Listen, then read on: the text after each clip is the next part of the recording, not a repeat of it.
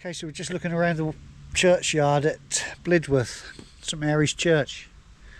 We're looking for somebody's grave. It's got to be around here somewhere, hasn't it? It's the grave of Will Scarlet, Robin Hood's henchman. Let's go and find it. It's got to be up here somewhere.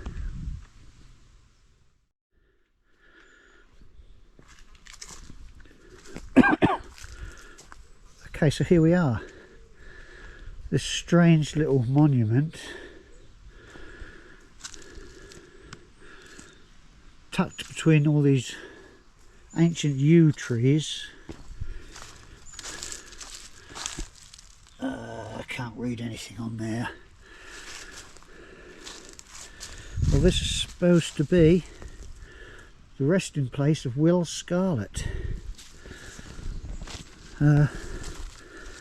There's no plaque or anything on here.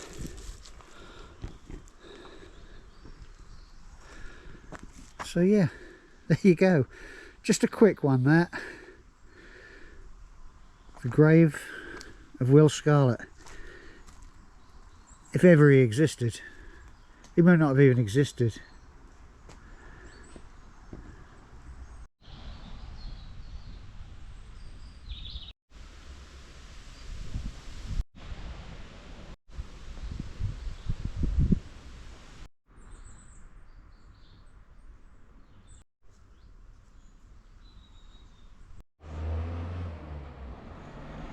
Okay, so after the disappointment of Will Scarlet's grave, equally disappointed with the Friar Tuck's well. I think we found it, but can't be sure. So, not much of a curiosity, that. We're at the head of this lake, which is a nice beauty spot. There's a couple of little springs down there, which is probably it, but it's hard work looking for these curiosities, you know. No. We've got one more today. We're going to see if we can find it. Better luck with that one.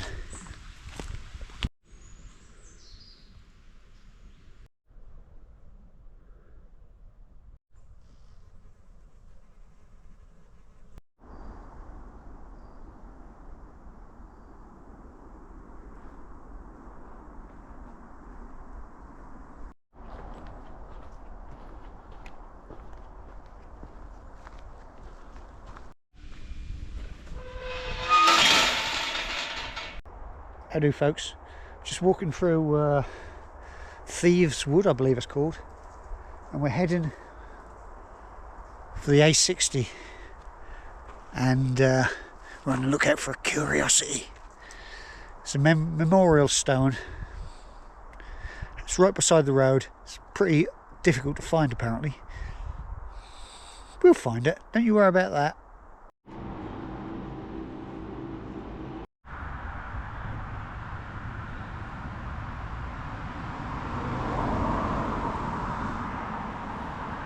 Can you read that, folks?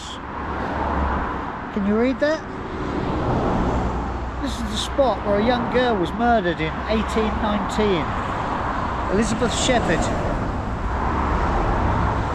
And this is the very spot where she was murdered. And it's a curiosity. She was married by a bloke called Charles Rotherham. He was from Sheffield. He'd been drinking in the nearby Hut Inn. It's H-U-T-T, Hut Inn. And it was a motiveless murder. Just a random murder. He just randomly murdered her. She'd been into Mansfield for the day looking for work. And this is where she met him. He nicked her shoes and he nicked her umbrella. They were the only two things that he thought he could sell. And he went back to the pub to try and sell them, with no luck. So he went to Nottingham and he tried to sell them there. It's a long way to go, isn't it, to sell a pair of shoes and an umbrella. But he had no luck there. Somewhere called Red Hill, I believe, where he finally sold them. And then there was a massive murder hunt looking for him. And he was eventually found on a bridge near Loughborough, where he was taken back to Nottingham and he was hung. There was a huge crowd watching. And yeah, so he died.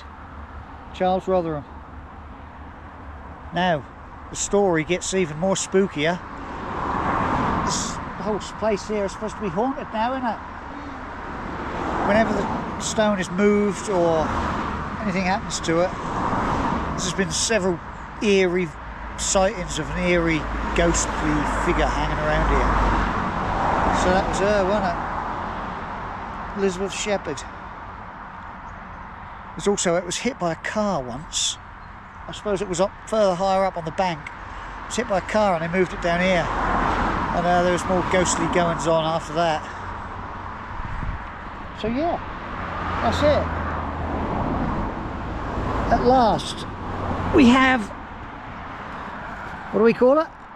A curiosity. One of our curiosities. We've not had a good day for curiosities. We were looking for gravestone, weren't we, in Billsthorpe. Can't remember what the village is called, but we found Will Scarlet's grave memorial, but don't know nothing about it, do we? And then we couldn't find, what's his name? Friar Tuck's well. I think I found it. I put a little bit of clip on anyway.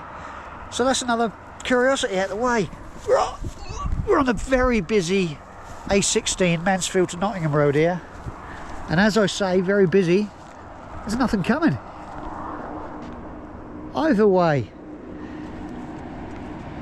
Anyway, we're going to make our way back now, following the Robin Hood way.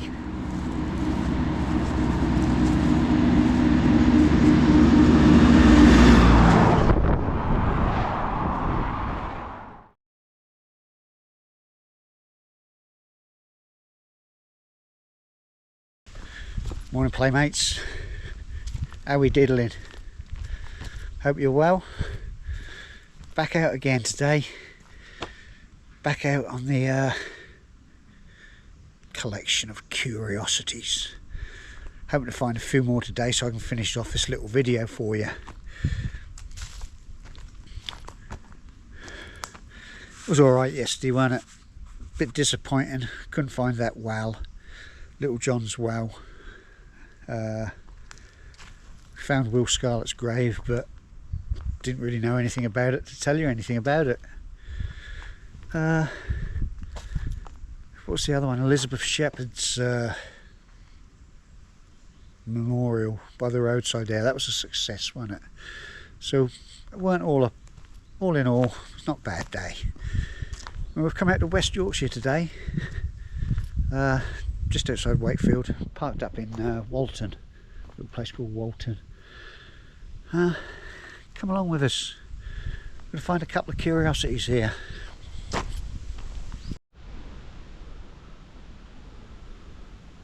Okay then folks, we've walked about a mile from Walton and we've come to our first curiosity.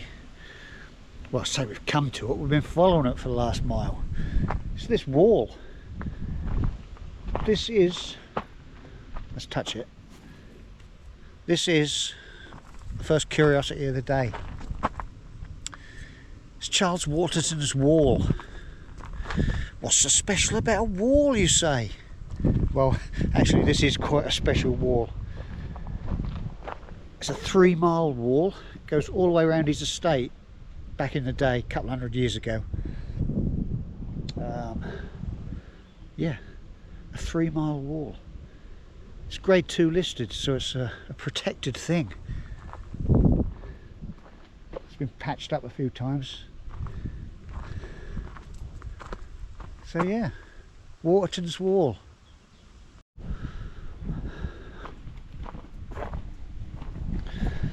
So why would he build a 3-mile wall? Well, he was like one of the first ever environmentalists.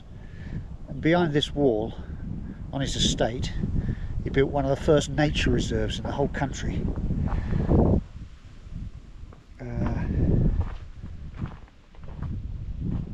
And he built the wall. He's having a problem with poachers, and they come in and shoot his wildfowl on his lakes, and foxes would come take his ducks and things, you know. And he wanted to put a stop to that, so he built this wall. It took him 5 years to build it, at a cost of around £3,000, I believe it is. They've estimated that if they were to build a wall of these materials today, it'd cost 3 million or something like that, you know. So yeah, that's the reason he built the wall. 200 years ago he built it. The wall's between 9 and 12 foot high probably, which was high enough to keep the old foxes out, wasn't it?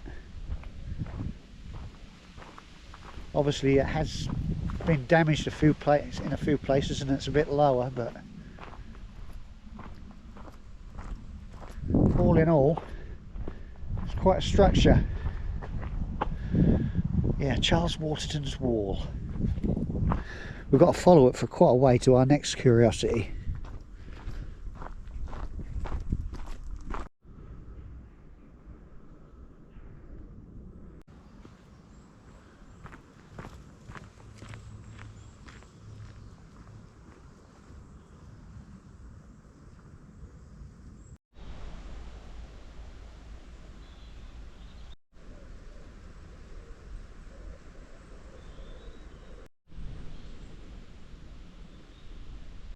Okay, so here we have it.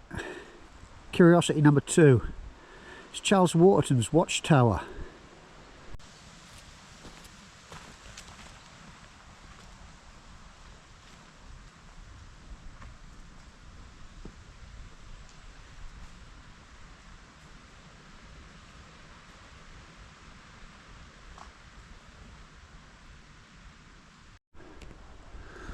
Charles Waterton's watchtower. Built circa 1820. And there he is in there. Is that you, Charles? What are you doing in there? You're in prison, mate. Bit of info there if you want to pause the video.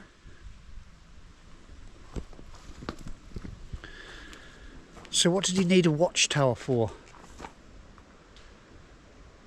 Well, as I said earlier, this would have been the world's first nature reserve, and well, most people are agreed that this was one of the world's first bird hides. Apparently there was 5 of these dotted around the estate, and down there in the lake there was a heronry. There had lots and lots of herons, and you could watch them from here. I don't think that heronry is there now. Can't actually get into this estate. It's mainly a golf course nowadays, private. But you're allowed to wander the woods as where you want, you know. So yeah, this was probably the world's first ever bird hide. Over 200 years ago, look. They were watching birds back in the day. Now I've also heard another story, why it's called Watchtower. As well, he wouldn't have done it himself, would he, Charles Waterton? But he'd get men to stay out here all night. The Watchtower was like a sentry box, watching out for any poachers that managed to get over the wall, or, you know. So it was not just a bird hide, it was a watchtower. Probably tells you on that notice board down there, but I can't go through all that now. Now this here, this would have been the roof, wouldn't it? Pretty sturdy old roof that. Some weight there. I wonder why they took it off. was probably too much weight, wasn't it, for them, that stonework. Anyway, yeah. Charles Waterton's watchtower / bird hide. A good find. A good find for curiosity number 2 of the day. I like it.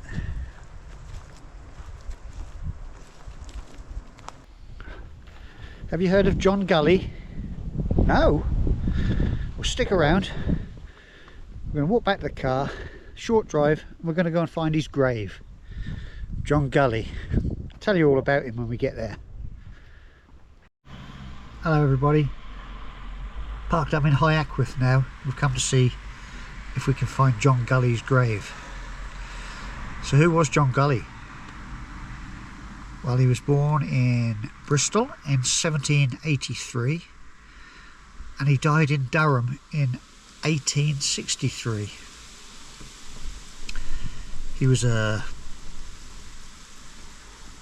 landlord, racehorse owner, parliamentarian. He was a big businessman, but the thing that he was most famous for was bare knuckle prize fighting. That's what he was well known for. Right, let's go and see if we can find his grave, shall we?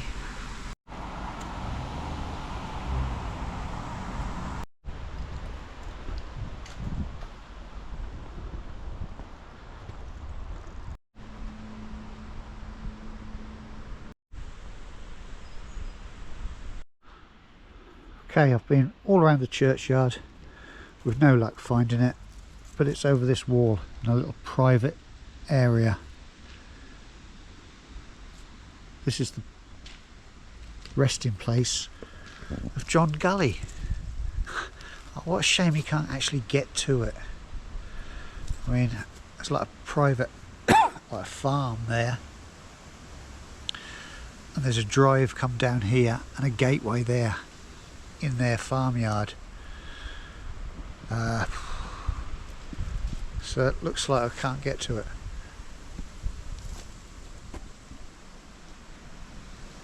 John Gullys' final resting place.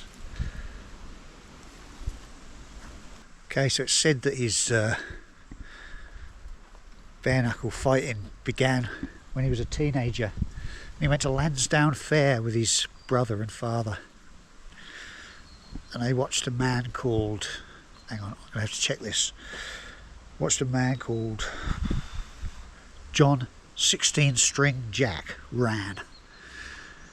And he absolutely battered a bloke from Bath. I mean, absolutely battered him. Now, John Gullys came from the Bath area near Bristol. And this Mr. Ran, he claimed, if anybody else from Bath wants to take me on, I'll send them home in a cart. So John Gullys chucked his hat in the ring, didn't he? I'll have a bit of that, he said. And he battered him. He battered this prize fighter. Absolutely kicked 10 tons out of him. And that was the start of his prize fighting career. He went on to have many other fights. He was like a real champion. Everywhere he went, he was known. And he did this till he was about 25, I believe. Look at all these other graves down here. It's a shame we can't get to it. Yeah, he went on till he was 25. I believe he took over his father's pub. And he became a racehorse owner. And he won absolutely thousands on the races. He won the Derby, St Leger, several other big meets. And then he became a politician. He had big business ventures in Durham, so he lived up there for a while. In fact, that's where he actually died, Durham. But his body was brought back here. This is where he spent most of his life. So yeah, John Gullys. And now look, for such an important man in his time, how the mighty have fallen. This is where he ends up.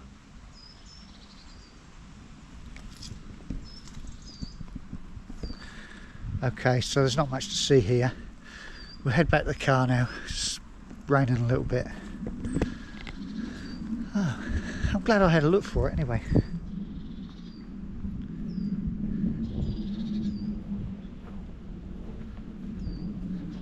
So that'll be the end of the video. My last curiosity of the day. Not been a bad day.